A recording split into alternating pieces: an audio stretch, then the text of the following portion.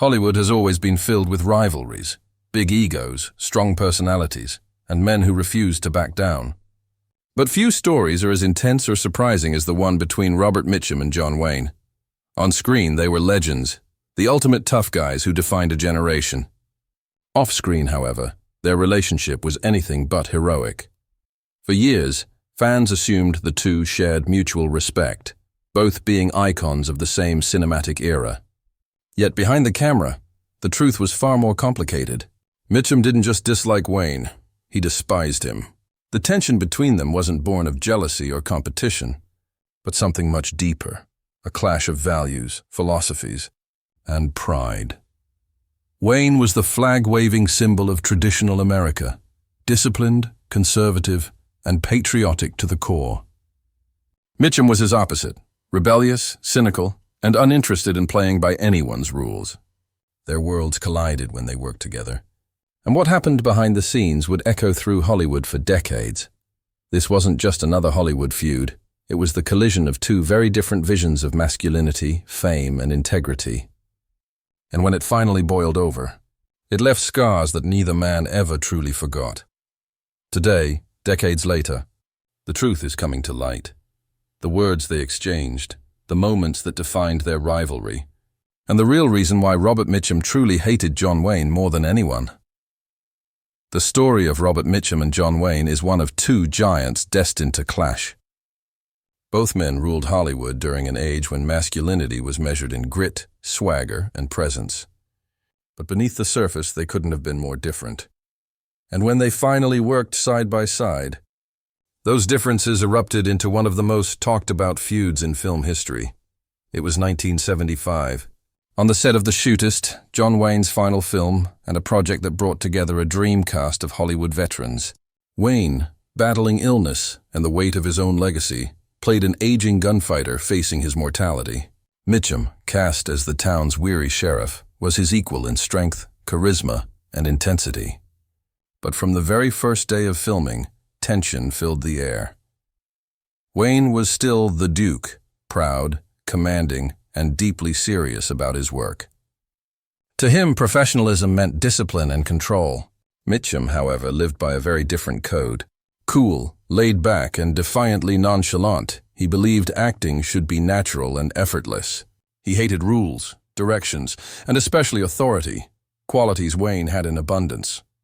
Their first clash came during a scene rehearsal. Wayne, always the perfectionist, wanted a precise line delivery. Mitchum didn't see the point. "You can have it your way, Duke," he reportedly said, "but don't expect me to salute." The remark hit like a thunderclap. Crew members went silent. Wayne glared, his pride wounded, and from that moment on, the battle lines were drawn. To Wayne, Mitchum's attitude was lazy and disrespectful. To Mitchum, Wayne's constant control was nothing but bluster. He thought he was the character he played, Mitchum once muttered to a crewman, referring to Wayne's larger-than-life hero persona. But it's all make-believe, isn't it? The tension only grew worse as filming went on. Mitchum would arrive late, lean against the wall with his trademark cigarette, and shrug off Wayne's booming orders. Wayne, in turn, barked louder, trying to reassert dominance. They respected each other's talent but couldn't stand one another's company. Yet paradoxically, that friction created something electric on screen. The uneasy respect between their characters mirrored their real-life animosity, giving the Shootist a realism few films of the era could match. Even the director Don Siegel later admitted, the tension between them made the movie better. You could feel it. But off-camera, it was a different story. Wayne complained privately that Mitchum lacked work ethic. Mitchum told friends he'd never met anyone so full of his own legend. When asked years later about the Duke, Mitchum replied dryly, "He was fine, as long as you agreed with him." Despite the growing hostility, both men were too proud and too professional to quit. Wayne needed Mitchum's star power to anchor his final film. Mitchum, meanwhile, wasn't about to walk away from a challenge, especially one that put him toe-to-toe with Hollywood's most dominant personality. What made their feud so compelling was that it wasn't about money or fame. It was about ideology. Wayne represented the old Hollywood, order, patriotism, and control. Mitchum embodied the new, rebellion, skepticism, and individuality. They were two symbols of a changing America. One fighting to preserve its myth, the other ready to tear it down. As filming wrapped, there was no dramatic reconciliation, no handshake or farewell. They simply drifted apart, both aware they had just lived through something bigger than themselves. Wayne would later call the Shootist one of his proudest achievements. Mitchum never spoke of it again, but those who were there remembered the quiet after the final scene, Wayne tipping his hat for the last time. Mitchum standing a few feet away, cigarette glowing in the dark. No words were exchanged, but the message was clear. Two men who ruled Hollywood had shared the screen, but never the same world. To understand why Robert Mitchum truly despised John Wayne, you have to look beyond movie sets and scripts. Their feud was never just about acting styles. It was about two men who saw the world in completely different ways. One clung to the traditions of the past, the other lived by the chaos of the present.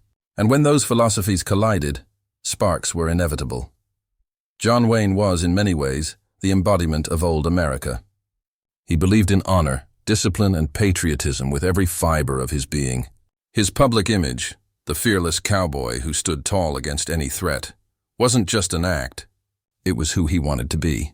Wayne's loyalty to his country was absolute, and his politics were famously conservative.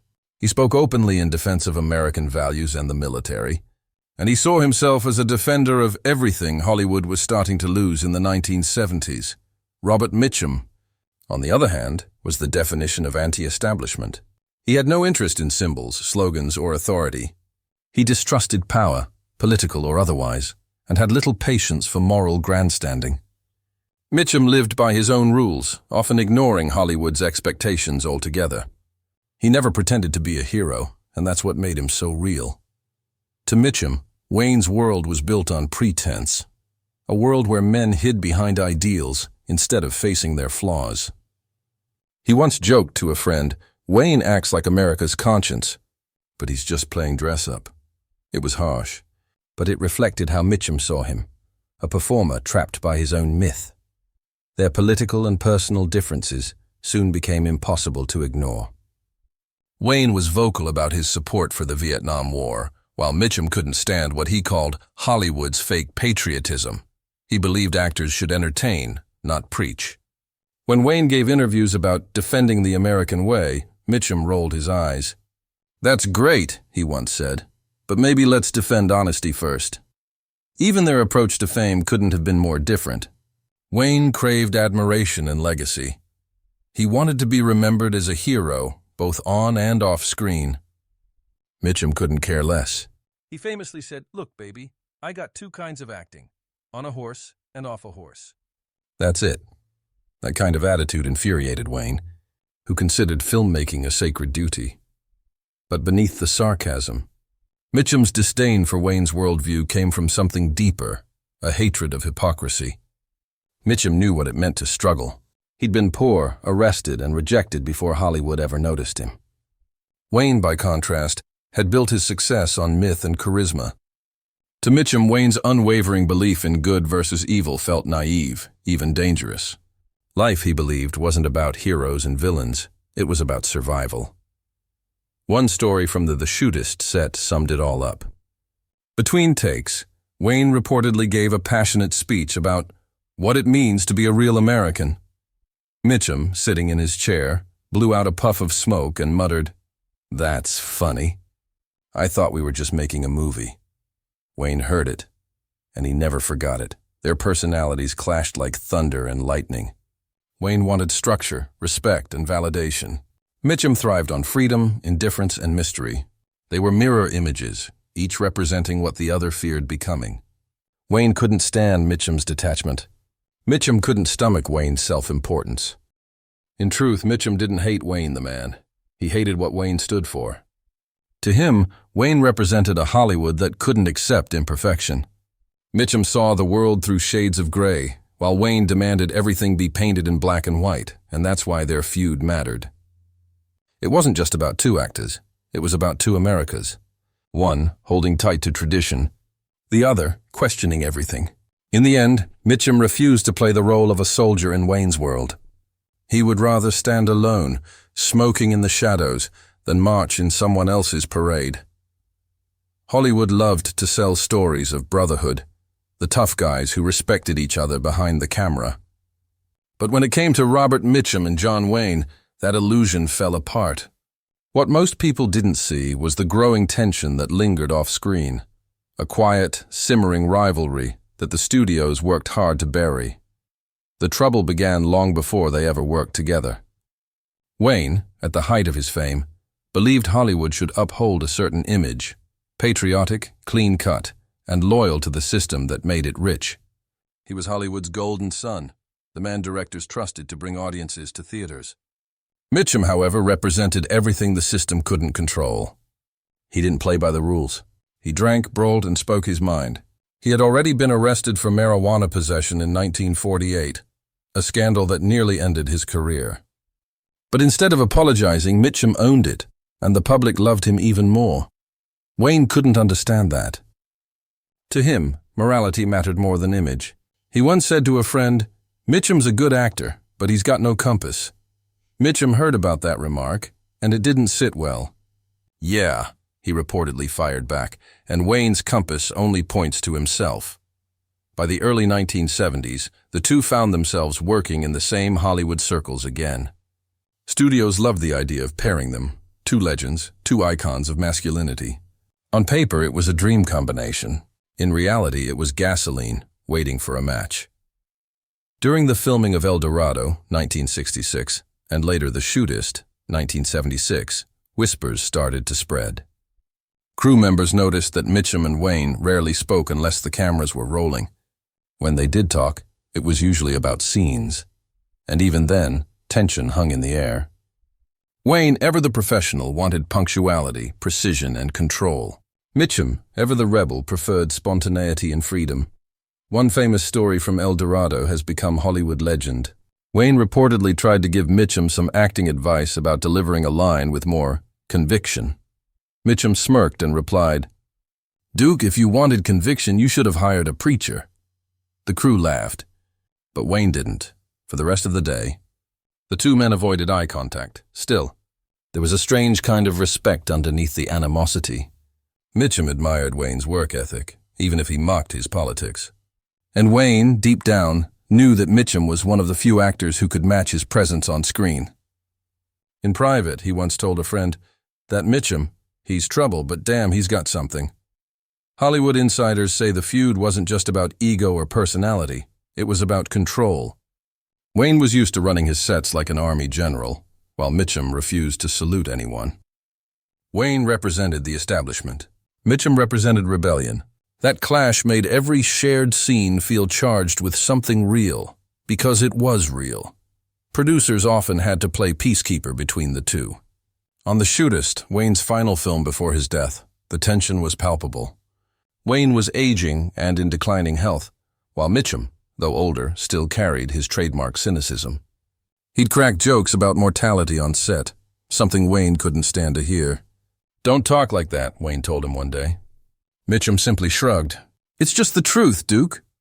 After filming Wrapped, they went their separate ways, never truly reconciling. But in a strange twist, when Wayne passed away in 1979, Mitchum spoke about him with unexpected tenderness.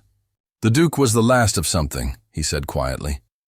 "We didn't see eye to eye, but he was one of a kind. Behind closed doors." The feud between Robert Mitchum and John Wayne was far more than Hollywood gossip. It was a clash of two eras, two philosophies, and two men too proud to bend. The industry tried to hide it, but those who worked with them could see the truth in every glare, every pause, every moment of silence between takes. For the cameras, they were cowboys, noble, tough, unbreakable. But behind the scenes, they were just men, wrestling with pride, conviction, and the painful realization that Hollywood wasn't big enough for both of them. When John Wayne passed away in 1979, Hollywood fell silent. The man who had defined the American West on screen, who had embodied strength, courage, and patriotism, was gone. His funeral drew stars, politicians, and generations of fans. Yet one man who wasn't seen shedding tears in public was Robert Mitchum. To most, that wasn't surprising. Mitchum was the last person anyone expected to show emotion. But behind that famously detached facade, those who knew him say Wayne's death hit him far harder than anyone realized. For years, Mitchum had carried the weight of their complicated relationship. To the outside world, he'd laugh about it, deflecting any questions with his trademark dry wit. "Wayne and I got along fine," he once said, "as long as we weren't in the same room." But as he grew older, that kind of humor began to fade. In interviews from his later life, he often spoke about the changing nature of Hollywood, how the old guard had vanished and the industry no longer felt like home. Privately, Mitchum admitted that he respected Wayne more than he ever let on. The two had been opposites, in politics, in personality, in principle, but in some strange way they mirrored each other. Both had lived life on their own terms, both refused to play Hollywood's games, and both carried a kind of loneliness that only legends understand. A close friend of Mitchum's once shared a revealing moment. After Wayne's passing, Mitchum reportedly sat down with a glass of scotch and said, "You know, for all our fighting, he stood for something." Not many men do that anymore. There was no sarcasm in his voice that night, just quiet reflection. By the late 1980s, Mitchum was slowing down. The wild days were behind him. He took fewer roles and preferred solitude over the spotlight. Occasionally, reporters would bring up his feud with Wayne, hoping for a juicy headline. Instead, they got wisdom. "We were just two old bulls," Mitchum once replied. Sometimes you lock horns, but you never stop respecting the other. What haunted Mitchum wasn't the arguments or the disagreements. It was the things left unsaid. Wayne had reportedly reached out to him before his death, hoping to mend old wounds, but the call never connected. Some say Mitchum missed it.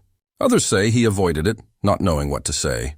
Either way, it became one of those what-if moments that lingered in his mind. Years later, during a rare candid interview, Mitchum was asked what he would have told Wayne if he'd had one last chance. His answer was short but powerful, that I understood him. Maybe too late, but I did. Mitchum lived until 1997, long enough to see Hollywood completely transformed. The westerns that made him and Wayne famous were now relics of another era.